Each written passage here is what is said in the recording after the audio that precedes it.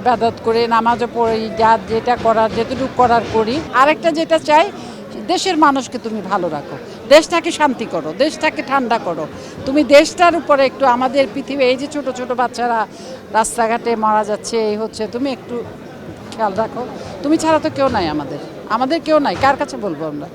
তুমিই তো আমাদের সব, তুমিই দেখো। শিল্পীদের রাজনীতি করা উচিত না। ওদের একটা জায়গা আছে ওদের ওখানে থাকা, ওদের রাজনীতি করা আমার কাছে মনে হয় না সঠিক বলে। তো করতেছে, তো এখানেও করতেছে, বম্বেও করতেছে, দিল্লি মানে কলকাতায়ও হচ্ছে, সবখানে হচ্ছে, করতেছে। তো এখন সবাই রাজনীতিতে ঢুকে গেছে, করো, যদি সাকসেস হয়, ভালো হয়, করো, অসুবিধা নেই। আমার তো বয়সই শেষ, আমি আর রাজনীতি কি করব? না, ইচ্ছা তো ছিল করা এক সময়, আমার এমন একটা না, কারণ আমিও চাই নাই যে করি আর কি। রাজনীতি যারা করে তাদের সাথে আছি।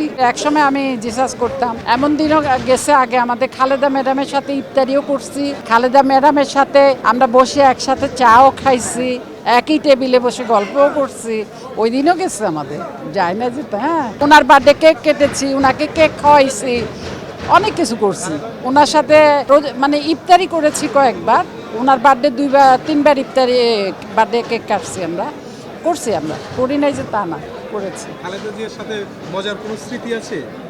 মজার স্মৃতি আর কি, এই ওনার সাথে আর মজার স্মৃতি কি, উনি বসে গল্প করতো, মেয়েরা কেমন আছো তোমরা, কি খবর তোমাদের, আমাদের এতে কাজ কেমন চলতেছে, এই উনি এগুলো জিজ্ঞেস করতো, আমরা উত্তর দিতাম, হাসাহাসি করতাম, এই আর কি, আর কিছু না। দেখতে শুনতে তো উনি অনেক সুন্দরী একটা মহিলা ছিলেন। আমার কাছে তো মনে হতো উনি একটা ফুটন্ত একটা গোলাপ, আমার কাছে তাই মনে হতো।